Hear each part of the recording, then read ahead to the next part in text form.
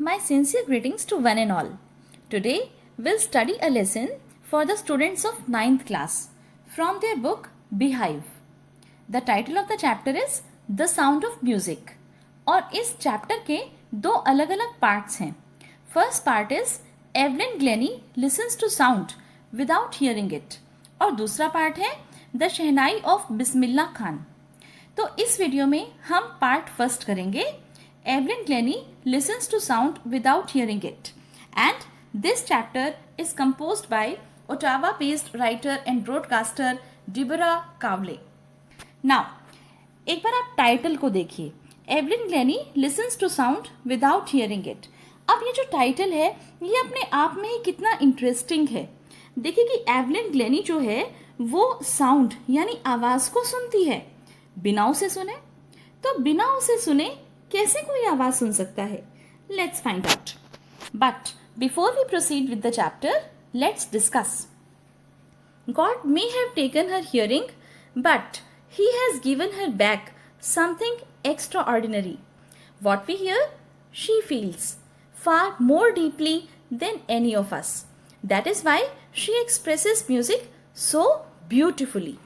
अब ये जो है ये किसी की कही हुई एक स्टेटमेंट है एवलिन ग्लेनी के बारे में कि चाहे भगवान ने एवलिन से उसकी सुनने की एबिलिटी ले ली हो, लेकिन उसके बदले में उसे बहुत ही नायाब चीज दी है. जिस चीज को हम सुनते हैं एवलिन उसे फील कर सकती हैं, महसूस कर सकती हैं, और वो भी हम सबसे ज्यादा अच्छे से. और इसीलिए वो चाहे सुन नहीं सकती तो भी फील करके, महसूस करके खूब सारे म्यूजिकल इंस्ट्रूमेंट्स प्ले कर सकती हैं.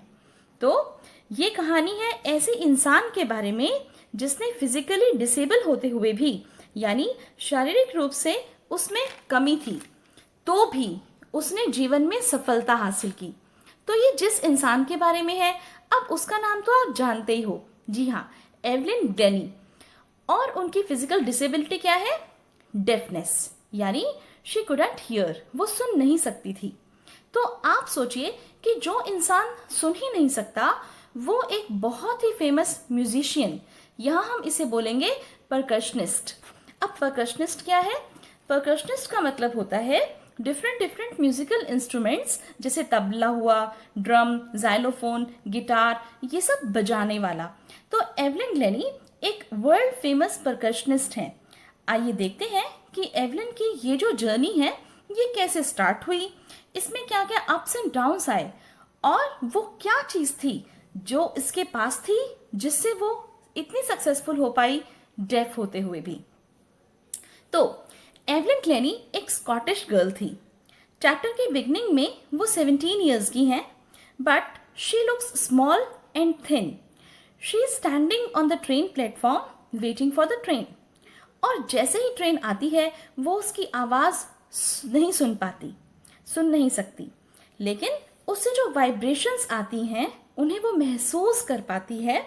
Then she comes to know कि ट्रेन आ गई है. वो Royal Academy of Music London जा रही हैं, जो कि एक world class prestigious music academy है.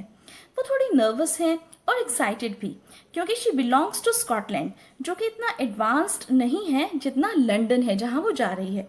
She wants to become a famous percussionist.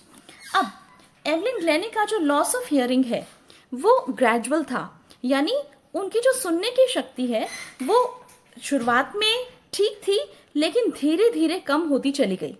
पहली बार इसे जब वो 8 साल की थी तब नोटिस किया गया था. उसकी मदर इजाबेल ग्लेनी बताती हैं कि ये कब नोटिस हुआ था फॉर द फर्स्ट टाइम. वो कहती हैं कि एवलिन का नाम लिया जा रहा था क्योंकि उनकी पियानो बजाने की बारी थी, लेकिन एवलिन को पता ही नहीं चला. फिर वो कुछ समय तक अपनी इस कमी को कंसील करती रही, यानी अपने फ्रेंड से, टीचर से छिपाती रही. लेकिन जब वो 11 साल की हुई तब अचानक उनके जो मार्क्स हैं वो कम आने लगे. तब एवलिन की हेड मिस्ट्रेस ने उसके पेरेंट्स से कहा कि वो उसे किसी स्पेशलिस्ट को दिखाएं. तो तब ये बात कंफर्म हुई कि एवलिन की हियरिंग तो सीवियरली इम्पेयर्ड है. अब आप ये देखिए, यहाँ पर दो बातें मैंने आपको बताई जो क्वेश्चन में कई बार एग्जाम में पूछ भी ली जाती हैं, कि जैसे एक तो कि एवलिन का जो ये लॉस ऑफ हियरिंग है ये नोटिस कब हुआ, राइट? और दूसरा ये कंफर्म कब हुआ? तो नोटिस तो हुआ एट द एज ऑफ 8, और कंफर्म कब हुआ?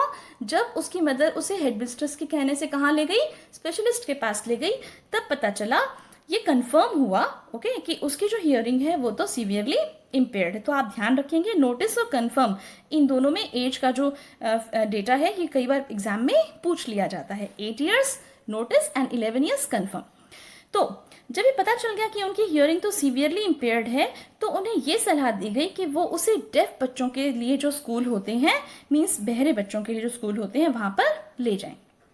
एवलिन कहती है कि ये सुनते ही एवरीथिंग सडनली लुक्ड ब्लैक। अब क्या मतलब है स्टेटमेंट का, एवरीथिंग सडनली लुक्ड ब्लैक? यानी जब आपके साथ कुछ ऐसा हो जाता है जो आपने कभी सोचा ही नहीं होता, ओके, आप उसके लिए प्रिपेयर्ड नहीं होते, आप उसे एक्सेप्ट नहीं कर पाते, आपकी आंखों के चारों तरफ ब्लैक यानी अंधेरा छा जाता है। लेकिन एवलिन ने गिव अप नहीं किया, वो हिम्मत से डटी रही। उन्हें शुरू से ही म्यूजिक का बहुत शौक था। एक दिन एवलिन ने एक लड़की को जाइलोफोन बजाते हुए देखा। उनका भी मन किया कि वो भी उसी लड़की की तरह से जाइलोफोन बजाएं, लेकिन बहुत से टीचर्स ने उसे डिस्करेज किया कि वो नहीं बजा सकती। लेकिन एक परकशनिस्ट थे रॉन फॉब्स नाम के। अब परकशनिस्ट का मतलब तो आप समझ ही गए हो, जो म्यूजिकल इंस्ट्रूमेंट्स बजाते हैं उन्हें परकशनिस्ट बोलते हैं। तो एक बहुत ही फेमस परकशनिस्ट थे, उनका नाम था रॉन फॉब्स।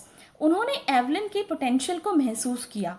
उन्होंने 2 अलग अलग ड्रम्स लिए और उनको अलग अलग नोट्स पर ट्यून किया, और फिर वो एवलिन से बोले कि तुम इन्हें सुनने की कोशिश मत करो, मीन्स अपने कानों से सुनने की कोशिश मत करो, बस किसी और तरीके से सेंस करके देखो, फील करके देखो। तब एवलिन को लगा कि वो जो हायर ड्रम की आवाज़ थी उसे अपनी अपर वेस्ट से और लोअर ड्रम को डाउन वेस्ट से महसूस कर पा रही थी। वेस्ट आप समझते ही हो, middle part of your body. तो Evelyn could sense the higher और bigger drum from the waist up and the lower one from the waist down. और फिर एवलिन को लगा कि वो साउंड को अपनी बॉडी के डिफरेंट पार्ट से महसूस कर पा रही थी। उन्होंने अपने माइंड और बॉडी से साउंड्स और वाइब्रेशंस को फील करना स्टार्ट कर दिया था, और फिर उन्होंने मुड़कर पीछे नहीं देखा। पूरे डिटर्मिनेशन यानी दृढ़ संकल्प और हार्ड वर्क से वो लग गई अपने उद्देश्य को हासिल करने के लिए। जब तक वो 16 years की हुई, देन उस समय तक she decided to make music her life. उन्होंने यूनाइटेड किंगडम में यूथ ऑर्केस्ट्रा में टूर किया। अब ऑर्केस्ट्रा में क्या होता है? ऑर्केस्ट्रा में दरअसल एक ग्रुप होता है कुछ लोगों का जो डिफरेंट म्यूजिकल इंस्ट्रूमेंट्स बजाते हैं। फिर उन्होंने रॉयल एकेडमी ऑफ म्यूजिक के लिए भी ऑडिशन दिया और हाईएस्ट मार्क्स लिए। फिर उन्होंने ऑर्केस्ट्रल वर्क से सोलो परफॉर्मेंसेस भी देनी स्टार्ट कर दी। 3 साल के अंदर अंदर उन्होंने टॉप अवार्ड्स जीत लिए। वो केवल सेंस करके सब कुछ समझ लेती थी।